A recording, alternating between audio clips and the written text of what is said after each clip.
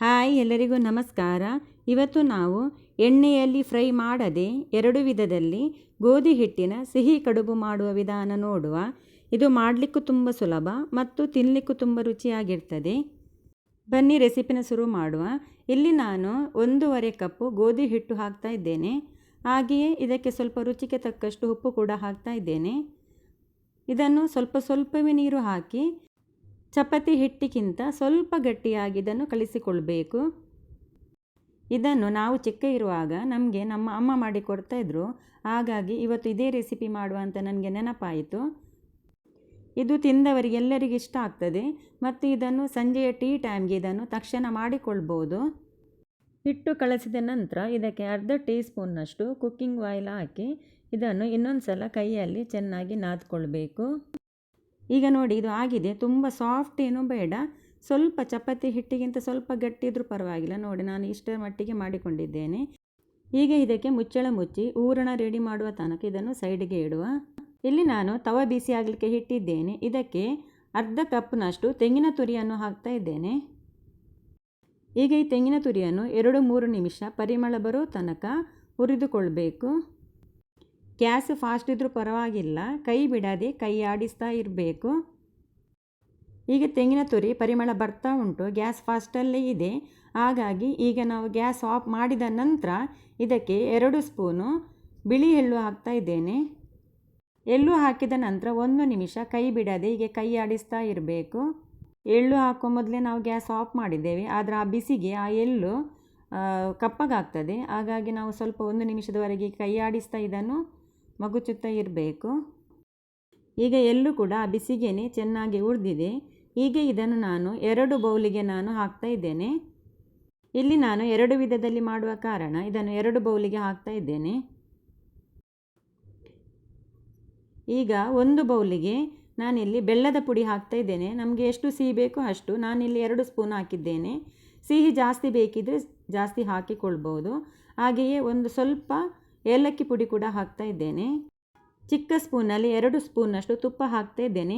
ಇದು ಆಪ್ಷನಲ್, ಹಾಕಿದರೆ ರುಚಿ ಒಳ್ಳೆ ಬರ್ತದೆ, ಬೇಡದಿದ್ದರೆ ಸ್ಕಿಪ್ ಮಾಡ್ಬೋದು. ಈಗ ಇದನ್ನು ಕೈಯಲ್ಲಿ ಅಥವಾ ಸ್ಪೂನಲ್ಲಿ ಚೆನ್ನಾಗಿ ಮಿಕ್ಸ್ ಮಾಡಿಕೊಳ್ಳಬೇಕು. ಈಗ ಇದು ಮಿಕ್ಸ್ ಮಾಡಿ ಆಗಿದೆ, ಸೈಡ್ಗೆ ಇಡುವ. ಈಗ ಇನ್ನೊಂದು ಬೌಲಿಗೆ ನಾನು ಹಾಗೆಯೇ ಸ್ವಲ್ಪ ಏಲಕ್ಕಿ ಪುಡಿ ಹಾಕ್ತಾ ಇದ್ದೇನೆ. ಹಾಗೆಯೇ 2 ಸ್ಪೂನ್ನಷ್ಟು ಸಕ್ಕರೆ ಹಾಕ್ತಾ ಇದ್ದೇನೆ, ಅಥವಾ ನಮ್ಮ ಸಿಹಿಗೆ ಎಷ್ಟು ಬೇಕೋ ಅಷ್ಟು ಸಕ್ಕರೆ ಹಾಕಿಕೊಳ್ಬೋದು. ಈಗ ಇದಕ್ಕೆ 1 ಟೀ ಸ್ಪೂನ್ನಷ್ಟು ಬೆಣ್ಣೆಯನ್ನು ಗಟ್ಟಿಯಿತ್ತು, ಹಾಗಾಗಿ ಸ್ವಲ್ಪ ಬಿಸಿ ಮಾಡಿ ಕರಗಿಸಿ ಇದಕ್ಕೆ ಹಾಕ್ತಾ ಇದ್ದೇನೆ. ಈಗ ಇದನ್ನು ಕೂಡ ಕೈಯಲ್ಲಿ ಅಥವಾ ಸ್ಪೂನಲ್ಲಿ ಚೆನ್ನಾಗಿ ಮಿಕ್ಸ್ ಮಾಡಿ ಇದನ್ನು ಸೈಡಿಗೆ ಇಡುವ. ಕಲಸಿಟ್ಟ ಚಪಾತಿ ಹಿಟ್ಟಿನಲ್ಲಿ ಈ ಥರ ಉಂಡೆ ಮಾಡಿಕೊಳ್ಬೇಕು. ನಾನು ನೋಡಿ ಈ ಸೈಜಿಗೆ ಉಂಡೆ ಮಾಡಿ ಇಟ್ಟಿದ್ದೇನೆ.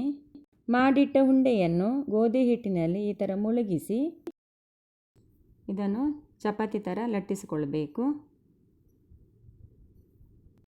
ಇದನ್ನು ಚಪಾತಿ ರೌಂಡ್ ಶೇಪ್ ಮಾಡಲಿಕ್ಕೆ ಗೊತ್ತಿಲ್ಲದವರು ಕೂಡ ಮಾಡಿಕೊಳ್ಬೋದು. ಇದು ರೌಂಡ್ ಶೇಪ್ ಏನು ಬರಬೇಕಾಗಿಲ್ಲ, ಮತ್ತೆ ಬೇಕಾದರೆ ಶೇಪ್ ಇದಕ್ಕೆ ಮಾಡಿಕೊಳ್ಬೋದು. ಈಗ ನೋಡಿ, 1 ಚಪಾತಿ ಮಾಡಿ ರೆಡಿ ಆಯಿತು, ಚಿಕ್ಕದಾಗಿ ಮಾಡಿಕೊಂಡಿದ್ದೇನೆ. ಈಗ ಇದಕ್ಕೆ ಈ ಮಾಡಿಟ್ಟ ಹೂರಣವನ್ನು ಇದಕ್ಕೆ ಹಾಕಿಕೊಳ್ಬೇಕು.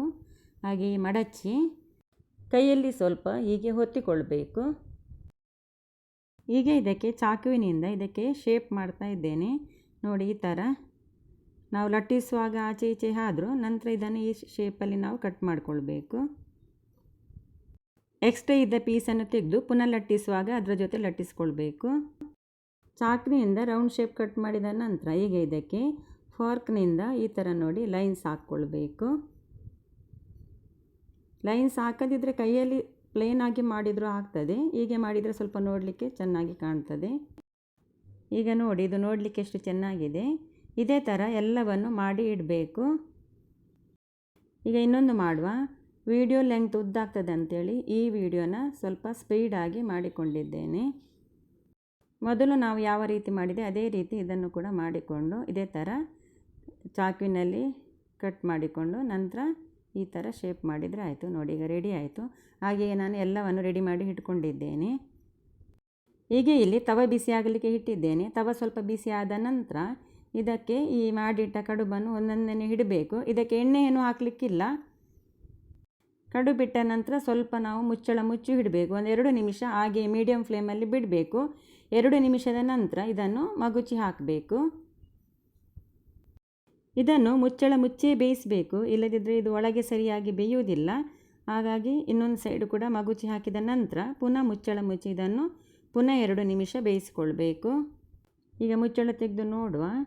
ನೋಡಿ, ಇವಾಗ ಇದೆರಡು ಸೈಡು ಕೂಡ ಚೆನ್ನಾಗಿ ಕಾದಿದೆ. ಅದರೊಂದು ಸಲ ಈ ಕೆಳಗಿನ ಸೈಡ್ ಕಾಯೋದಿಲ್ಲ, ಆವಾಗ ಸ್ವಲ್ಪ ಹೀಗೆ ಇಟ್ಕೊಂಡು ಇದನ್ನು ಕಾಯಿಸಿಕೊಳ್ಬೇಕು. ಒಂದು ಅರ್ಧ ನಿಮಿಷ ಕೂಡ ಬೇಡ. ನೋಡಿ, ಈ ಥರ ಎರಡು ಕಡೆ ಕೂಡ ಚೆನ್ನಾಗಿ ನಾವು ಕಾಯಿಸ್ಕೊಂಡ್ರೆ ಆಯಿತು. ಈಗ ಇದು ಆಗಿದೆ, ಇದನ್ನೀಗ ತೆಗೆದು ಬಿಡುವ. ಇದು ಸಂಜೆಯ ಟೀಗೆ ತುಂಬ ಒಳ್ಳೆಯದಾಗ್ತದೆ ಮತ್ತು ಎಣ್ಣೆಯಲ್ಲಿ ಫ್ರೈ ಮಾಡಿದ್ದನ್ನು ಯಾರು ತಿನ್ನೋದಿಲ್ಲೋ ಅವರಿಗೆ ಕೂಡ ತುಂಬ ಒಳ್ಳೆಯದು. ನೀವು ಇದನ್ನೊಮ್ಮೆ ಮಾಡಿ ನೋಡಿ, ನಮಗೆ ಹೇಗೆ ಆಗಿದೆ ಎಂದು ಕಮೆಂಟ್ ಮಾಡಿ ತಿಳಿಸಿ. ಹಾಗೆಯೇ ಇವತ್ತಿನ ರೆಸಿಪಿ ತಮಗೆ ಇಷ್ಟವಾದಲ್ಲಿ ಪ್ಲೀಸ್ ನನ್ನ ಚಾನಲನ್ನು ಸಬ್ಸ್ಕ್ರೈಬ್ ಮಾಡಿ, ಲೈಕ್ ಮಾಡಿ, ಶೇರ್ ಮಾಡಿ. Thank you.